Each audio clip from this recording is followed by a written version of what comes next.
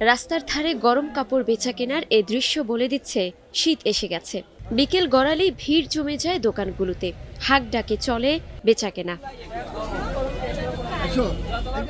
প্রকৃতিতে হেমন্তের আধিপত্য থাকলেও উত্তরের জেলাগুলোতে জেঁকে বসেছে শীত। এই সময়টাকে কাজে লাগাচ্ছেন মৌসুমী ব্যবসায়ীরা। অস্থায়ী দোকান গড়ে বিক্রি করছেন শীতবস্ত্র। একে তো দাম কম, তারপরও গার্মেন্টসের ভালো পণ্য পাওয়ায় ক্রেতাদের ভিড় চোখে পড়ার মতো। বাচ্চা কাচ্চার হচ্ছে আপনার কাপড় চোপড় কেনার জন্য, নিজেরও কেনার জন্য, ফ্যামিলি সবার জন্য এখানে আসি। দেখা যাচ্ছে যে কম দামে পাওয়া যায়। বড় বড় মার্কেটের থেকে একই জামা কাপড় কিন্তু এখানে দাম কম। শীতের পায়জামা, জ্যাকেট, গেঞ্জি, মেয়েদের পোশাক, ছেলেদের পোশাক সবই পাওয়া যায় এখানে। এই নাটোর এলাকার মধ্যে এই বাজারের দাম কম সবচেয়ে, এই কারণে এই বাজারে আসছে আমি।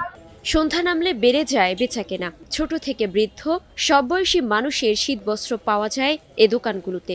200 থেকে 600 টাকায় সোয়েটার আর 300 থেকে 1200 টাকার জ্যাকেট মেলে এখানে। নিজ পছন্দ মতো কিনতে পারেন ক্রেতারা। সর্বস্ব আপনার ধরেন হলো জ্যাকেট আছে 1200, সোয়েটার 100, 150, 200, 250 এরকম রেটে বিক্রি করে।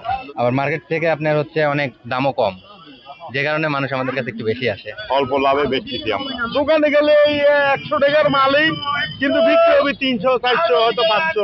এই হাটটা আসলে বেচা কেনাও বেশি হয়, তাদের সমর্থ অনুযায়ী কিনতে পারে। মানুষের হলো আয় একটু কম এই সময়টা, এজন্য মানে এই সেকেন্ড হ্যান্ড জিনিসই মনে হয় বেশি কিনতে আছে আমার তাই মনে হয়। বিক্রেতারা বলছেন, প্রতি বছরই শীত যত বাড়ে তত জমে ওঠে বিক্রি। এতে যা আয় হয় পরিবার পরিজন নিয়ে ভালো থাকা যায়। বেল্টের মাল হচ্ছে আপনার লটারি, যদি ভালো হয় লাভ আর খারাপ হলে লস। দেখা যায় যে বেঁচে টেচে 2-3 হাজার টাকা থাকে, 30,000 টাকার মাল অত লাভ না তো আমাদের। নাটোরের তেবাড়িয়া রেল স্টেশন বাজার, মসজিদ মার্কেট ও নিচা বাজার এলাকায় দেখা মেলে অস্থায়ী গরম কাপড়ের এ দোকানগুলো। Desk report, star news.